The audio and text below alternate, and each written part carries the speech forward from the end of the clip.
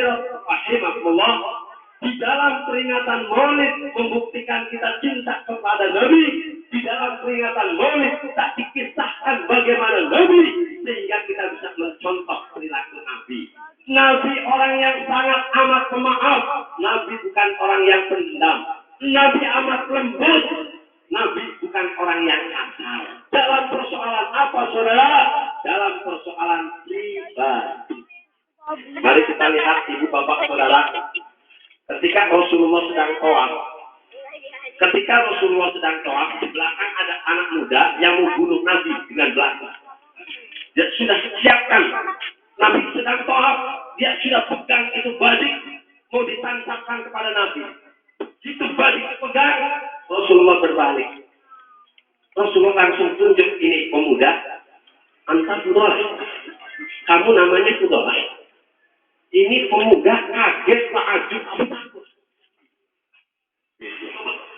Betul. Kenapa? Aku nggak pernah kenalan sama Muhammad. Kok bisa kenal? Takut dia, gemeter. Udah sedang gemeter, Rasulullah bertanya, ya Fudalah, apa yang terlintas dalam hatimu? Fudalah sambil gemeter berkata, apa Muhammad? Pikir.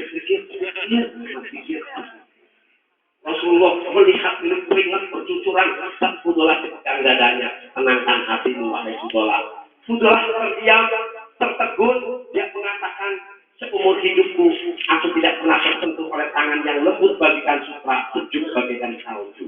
Ketika itulah Fudalah langsung masuk Islam. Dan saat itu Fudalah mengatakan, tidak ada manusia yang lebih aku cintai dibandingkan Nabi kita Muhammad Sallallahu Alaihi Wasallam. Oh, Nabi. Orang mau bunuh, tinggal bunuhnya masih dimaafin, masih disayang. Pribadi. Itu kehebatan Nabi. Dan itu mukjizat, saudara. Rasulullah berjalan ke utara, melihat ke selatan, tanpa nengok. Rasulullah berjalan ke timur, nengok ke barat, tanpa nengok. Tahu yang di barat. Kalau Rasulullah jalan ke timur, Rasulullah melihat apa yang ada di barat, tanpa nengok. Itu mukjizat. Begitu juga Rasulullah, saudara. Kalau Rasulullah berdiri di tengah malam, sinar bulan purnama terang benderang, maka tidak ada pun bayangan muncul. Rasulullah nggak punya bayangan, ibu bapak. Itu juga mukjizat.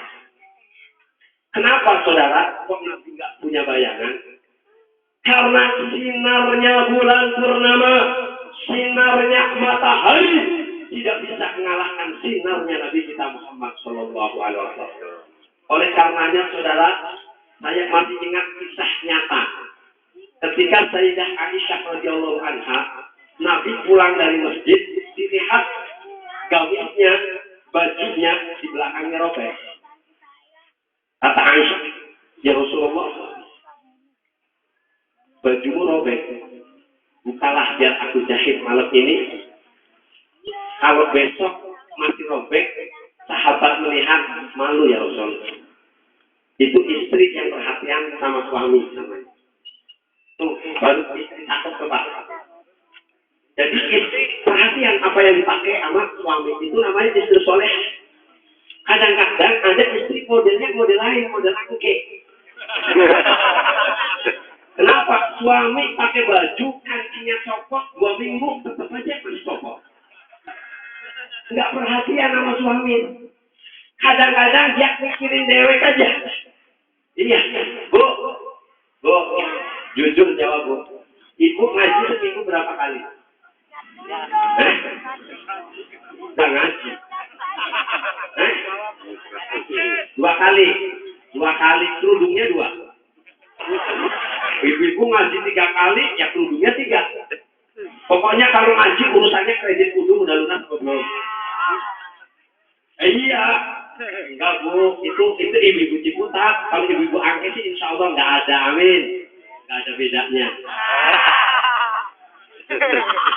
Bu, ibu kerudung sampai semari, ngaji seminggu 7 kali, kerudungnya 7. Ya Allah, perhatian apa sama suami? Suami punya peci atuk, warna hitam jadi kuning. Kagak dipikirin.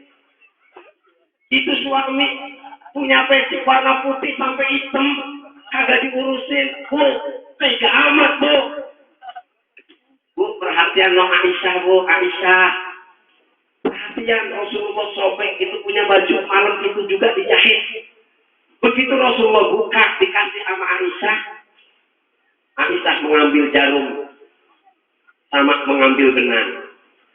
Mau masukin benang di dalam jarum, ibu pakai lampu tempel. Lampu yang pakai minyak, yang pakai apa? Kalau dulu pakainya, iya. Itu kan lampu nyusahin, Bu. Digedein hidung hitam. Ya, betul. Dikecilin mati. Ibu, ini Aisyah nggak peduli, pokoknya mau masukin. Belum masuk itu benang ke dalam jarum, mati itu lampu. Aisyah buka, minyaknya habis. Subhanallah, ini keluarga Rasulullah amat sangat sederhana. Sampai minyak kagak bisa beli. Minyak tanah nggak bisa beli, sampai harmonis, Bu.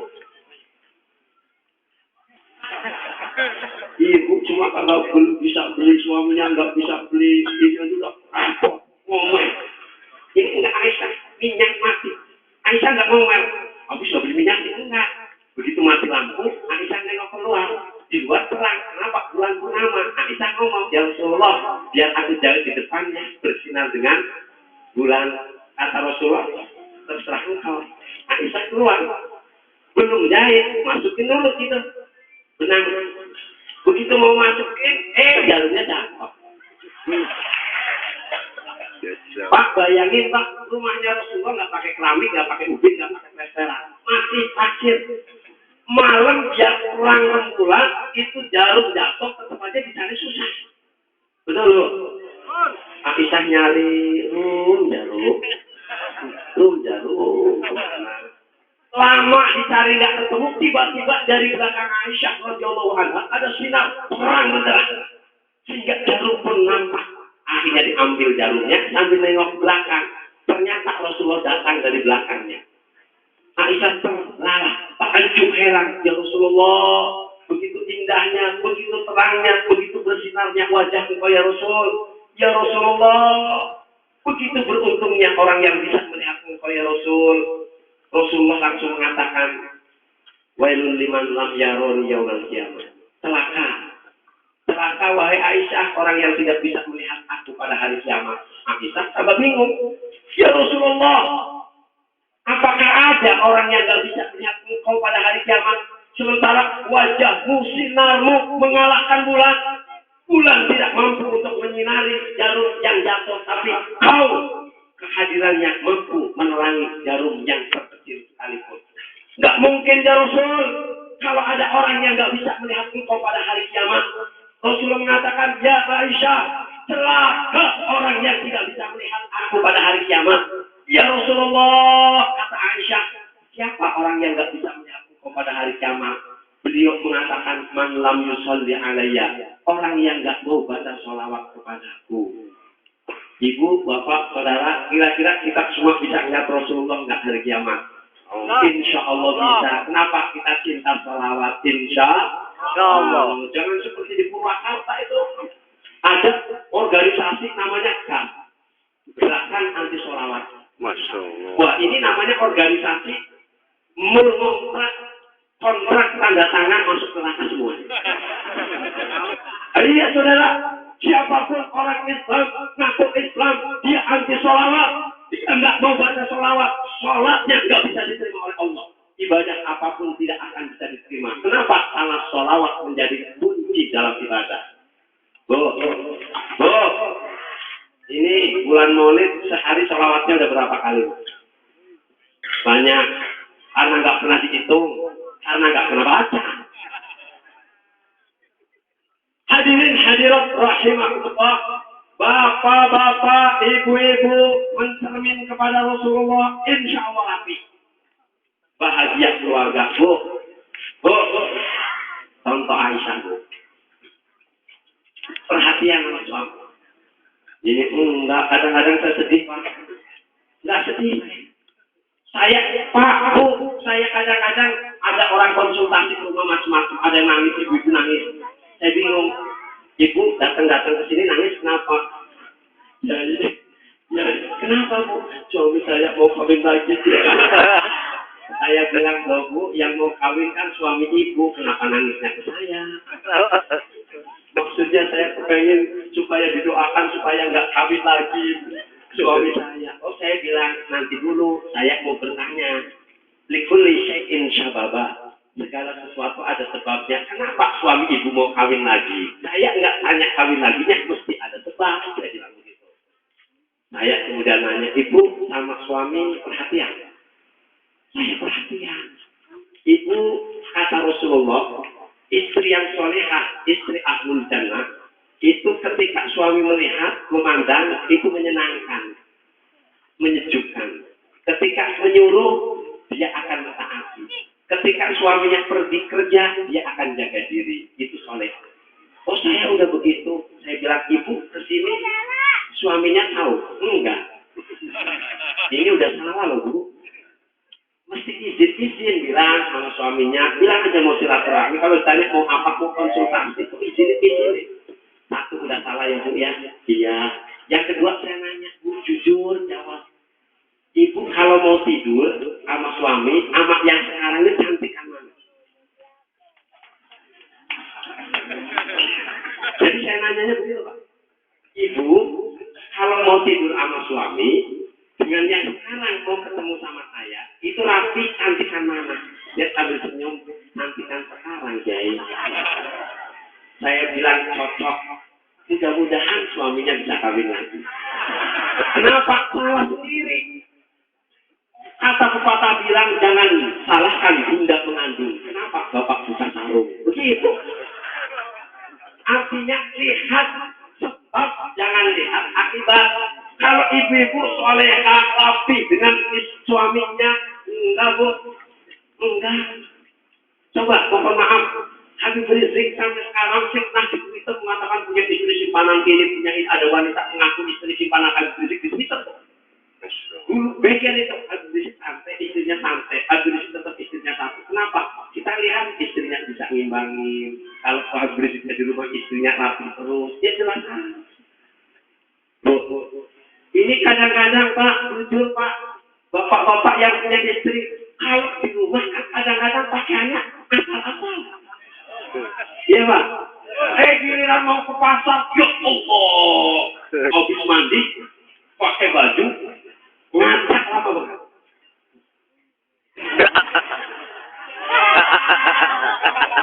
Kurang mandi. Udah cakep baunya harum bilang. Pasar dulu ya. Iya, tukang ojek ke pasar. Ya udah tahu sendiri, angke banyak polisi tidur. Polisi yang bijaksana dan jujur, polisi yang disiplin, tidak pandang bulu, itulah polisi tidur. Jenderal lokal, mesti keren. Betul. Tukang ojek sambil naik. Allah mimpi apa saya semalam. Harum banget baunya. Begitu ada polisi tidur direm. Aku nyenggol dikit. Nasibku indah banget tukang ojek. Masya Allah. Suaminya belum kena sekolah tukang ojek gratis duluan. Bu, itu pasar sampai sore, pulang sore, udah ya Allah, yang tadinya udah kelihatan amburadul, udah bawa pasar. Udah pulang sore, nggak sempat mandi. Udah nggak sempat mandi, itu baju yang cakep, yang cantik, yang jelek. Mau tidur sama suami, waktu mau pasar, cakep dia. BH yang bagus, dia lempar ganti yang jelek, yang robek, yang disambung pakai peniti.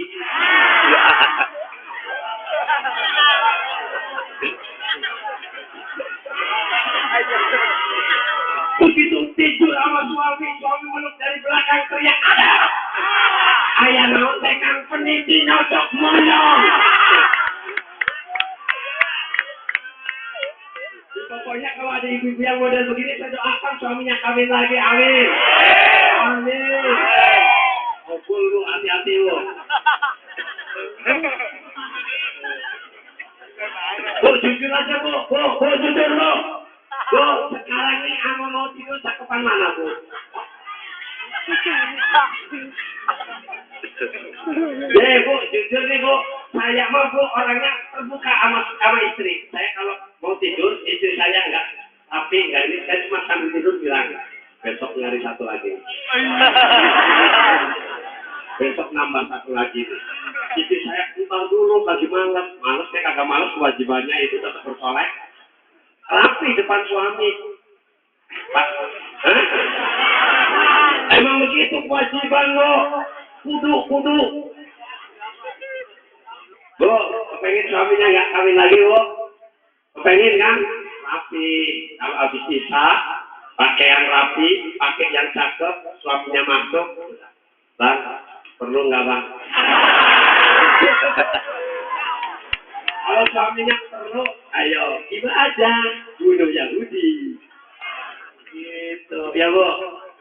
Ini, suaminya minta bilang, tapi malas Bang, dosa.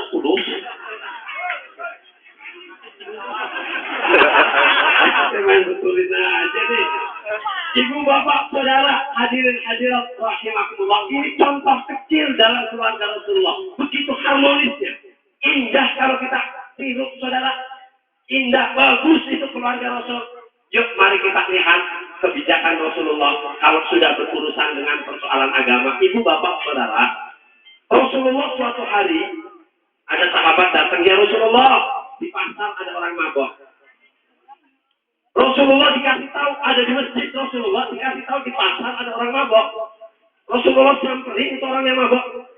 Begitu ketemu sama orang yang mabok, betul dia mabok, botolnya masih dipegang, itu dia langsung dipukul sama Rasulullah. Pingsan ini orang. Ini konsep Rasulullah.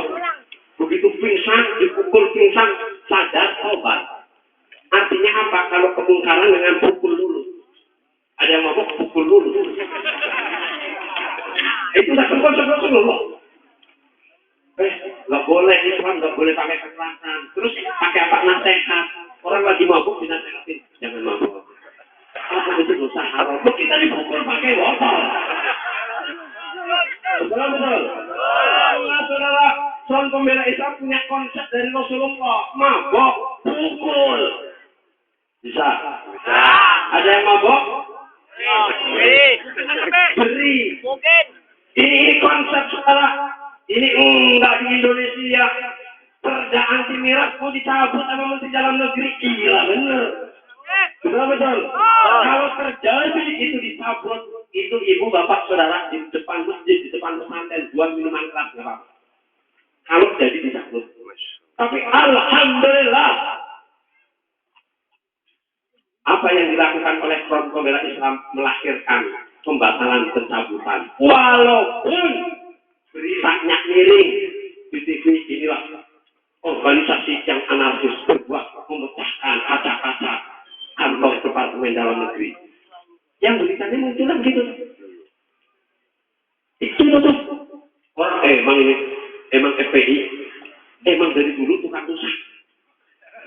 Emang FPI tukang rusak. Itu yang diberitakan diulang-ulang, nggak tahu cerita apa yang sebenarnya diputar itu. Tapi Allah Maha Adil. Anak-anak laskar udah biasa dengar begitu fitnah, biarin aja deh, biar Allah yang ngasih jawaban. Alhamdulillah, senia mabok 9 orang mati. Iya. Betul. Begitu senia mabok 9 orang mati baru teriak. Takut nih, kalau FPI nggak berjuang kayak apa ya? Ini baru senia satu mabok 9 orang mati. Saya kita doa semua mudah-mudahan besok ada senia mabok 10, amin. 90 orang mati, amin. Biar pada tahu hadirin apa yang diperjuangkan oleh FPI itu betul-betul real, bahwa yang namanya minuman keras, khamr itu merupakan biang kerok kemaksiatan dan kejahatan, betul.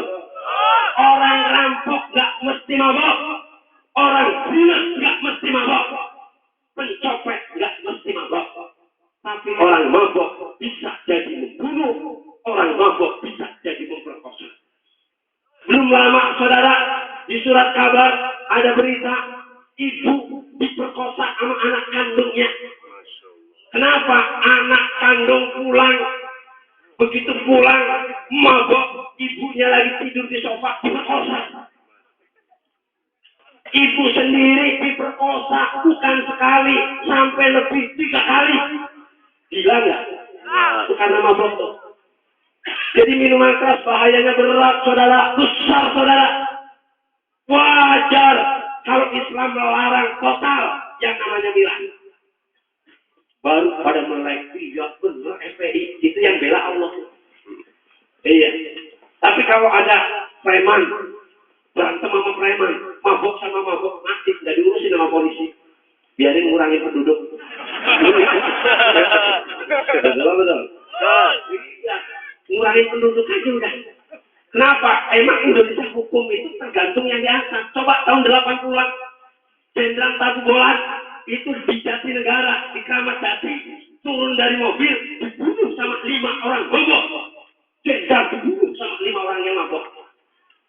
Itu sampai 3 bulan kurang lebih Jabodetabek nggak ada minuman keras. Operasi besar-besaran di warung kecil, warung besar, habis itu operasi. Kenapa? Jenderal dibunuh sama pemabok. Kalau yang dibunuh RT, nggak apa-apa. Yang dibunuh tukang becak, tukang ojek, pemerintah nggak peduli, kurangi penduduk. Tapi jenderal dibunuh sama pemabok, marah saudara. Jenderal satu, akhirnya 3 bulan lebih itu di Jabodetabek nggak ada yang jual minuman keras. Kita doa mudah-mudahan besok ada 10 jenderal mati. Dibunuh sama pemabok. Insya Allah nanti total bukan Jabodetabek. Amin. Apalagi kalau yang ketabrak itu bukan jenderal.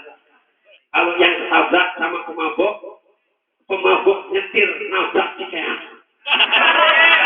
Amin. Ini yang mabok nabrak cikeas. SBY sedang ngopi sama Bu Ani ketabrak mati sambil dia jatuh. Amin. Amin. Insya Allah besok pabriknya ditutup. Amin. Amin. Amin. Amin. Amin ya Allah. Emang Indonesia begitu tuh, modelnya begitu. Apa mudah-mudahan yang begitu. Yang kalau mau mabok, yang mau mabok, mabok. Dengerin yang tekan mabok. Kalau ente mau mabok, pinggir jenderal.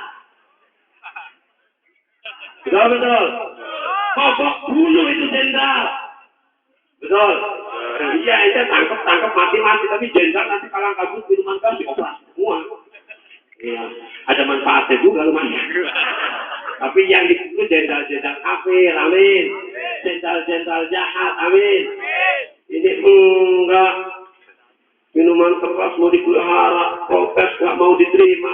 Akhirnya Allah unjukin. Ini Indonesia, saudara. Ini model Indonesia itu begitu. Berita dipelintir, sedih saudara. Ini FPI dicaci, difitnah, habis. Media tidak berpihak. Kalimantan Tengah, saudara. Mimbar maulid dibakar, itu nggak keluar di TV. Mimbar maulid dibakar. Itulah yang saya dapat telepon dari Jawa Timur. Beberapa pengasuh pesantren bilang, udah FPI mau perang, kami dukung. Kenapa? Mimbar maulid dibakar. Ini penghinaan kepada Rasulullah, saudara. Ini penghinaan kepada Islam, bukan terhadap FPI. Bukan kepada organisasi FPI-nya. Ini mimbar maulid Pak yang dibakar. Lagi-lagi Indonesia nggak berpihak sama orang Islam. Makanya kita bingung, saudara. Kita mayoritas umat Islam, tapi selalu orang Islam itu dipinggirkan. Keadilan kemana? Umat Islam pada saat ini sampai titik hari ini tidak mendapat keuntungan dari sistem yang ada di Indonesia. Betul. Padahal umat Islam tertib, umat Islam taat peraturan pemerintah. Betul. Coba kita lihat saudara, kita jujur saudara, di mana umat Islam mayoritas, umat selain Islam tenang. Betul. Saya tanya, di Angke ada orang agama Kristen nggak? Yang Hindu ada nggak? Yang Buddha ada nggak? Mereka tenang nggak? Aman nggak? Tapi coba kalau mayoritas umat itu non Islam, orang Islam sudah habis. Dibalik, ini data saudara, ini fakta. Dibalik umat Islam itu minoritas. Karena yang banyak di Bali itu agamanya Hindu. Mau bikin masjid saudara, itu sampai 30 tahun baru bisa berdiri. Kenapa? Izin sama lingkungan orang-orang yang agamanya Hindu, orang biasa. Ustaznya ustaznya datang, Pak tolong dong kami mau bikin masjid, nggak mau dia tanda tangan. Dan orang Islam ustaz yang datang orang-orang Hindu, walaupun miskin, nggak bawa duit. Karena Islam bukan model begitu. Beda kalau orang-orang Kristen mau bikin gereja, RT-nya di atas 100 juta, RT-nya jadi tanda tangan, masuk angin ini RT. Akhirnya jadi rumah bisa jadi untuk kebaktian. Mereka enggak. Orang Bali enggak, yang miskin pun enggak. Bahkan umat Islam juga enggak mau nawarin begitu. Begitu datang ke RT-nya, RT-nya nolak. Ke RW-nya nolak, ke lurah-lurahnya nolak, camat-camatnya nolak, ke polisinya nolak. Itu sabar, saudara. Enggak mendirikan masjid sembarangan karena aturan pemerintahnya memang begitu. Umat Islam taat. Begitu sudah 30 tahun berjuang tidak lelah, akhirnya orang-orang yang agama di sekitarnya bukan Islam kasihan, ya. Mereka mau ibadah, nggak punya tempat kok, kenapa kita persulit? Toh mereka nggak pernah ganggu kita. Akhirnya warga yang bukan Islam nandatangani, lurah nandatangani. Setelah 30 tahun itu baru berdiri masjid. Itu pun masih taat, saudara. Kalau ada hari raya Nyepi, itu pemerintah memberikan pengumuman tidak ada suara. Tidak boleh ada suara azan, suara ngaji, di pengeras suara. Suara apapun nggak boleh. Umat Islam di sana tenang. Dia nggak azan pakai pengeras suara, dia nggak ngaji pakai pengeras suara. Mengikuti aturan. Coba. Umat Islam tertib nggak? Tertib tidak. Umat Islam taat peraturan tidak. Saudara, tapi kenapa selalu mendapatkan fitnah terus, saudara? Kenapa? Karena jawabannya, saudara, di tengah-tengah kita punya negeri, banyak umat Islam yang dia itu berhati dua. Hatinya nifaq, munafik, pura-pura Islam, padahal benci terhadap Islam. Betul? Inilah musuh Allah yang diabadikan di dalam Al-Quran, menjelaskan orang munafik ayatnya jauh lebih banyak dibandingkan menjelaskan orang-orang kafir. Kenapa orang munafik sulit, saudara? Mau dibilang Islam, nyalanya, ya. Mau dibilang kafir, masih nggak bisa. Nah ini ketegasannya sulit, saudara. Karena Indonesia kan memang negara yang nggak punya ketegasan.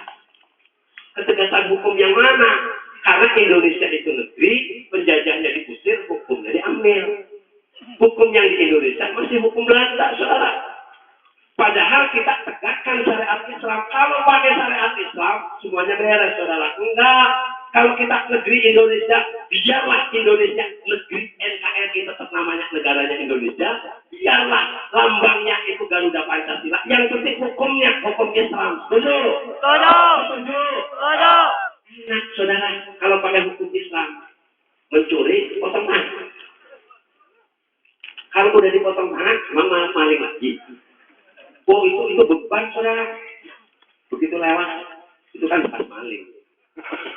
Dia punya cucu baru lahir. Cucunya baru lahir belum ngerti. Begitu sekolah madrasah. Di madrasah diterangkan hukum bagi mencuri adalah dipotong tangan sepergelangan di sini. Paham? Pulang, begitu pulang, assalamualaikum, salam nama kakeknya. Kong salaman. Kong maling ya, Kong. Cucunya ngerti kongnya mati. Kenapa? Itu hukum Islam membuat gerak orang nggak mau melakukan kejahatan. Kalau di Indonesia enggak, maling, enggak potong tangan, masuk penjara, keluar jadi garong. Copet, tangkep, masuk penjara, keluar jadi maling. Karena ketemu di situ sama maling-maling, itu jadi copet kurang profesional, maling loh. Gimana caranya? Begini. Maling apa? Saya maling ayam. Maling motor. Gimana? Ajar itu penjara. Maling motor profesional, ketangkap, masuk, keluar. Karena ketemu menggarong, rampok, jadi perampok. Masuk lagi perampok di penjara. Ngomong, kamu perampok? Iya. Memperkosa enggak? Ya, goblok. Sekalian memperkosa, akhirnya keluar dari penjara, perampok, perkosa. Enggak selesai, saudara. Kalau hukum Islam enggak, maling, potong tangan. Mau maling lagi, pakai tangan kiri yang belum dipotong, maling, potong, udah dua-duanya mau maling pada apa? Udah selesai tuh, betul. Udah selesai. Ini di Indonesia enggak, ngambil sendal, Sampai akhirnya Kapolri dikirimin sendal setruk. Betul. Semangat.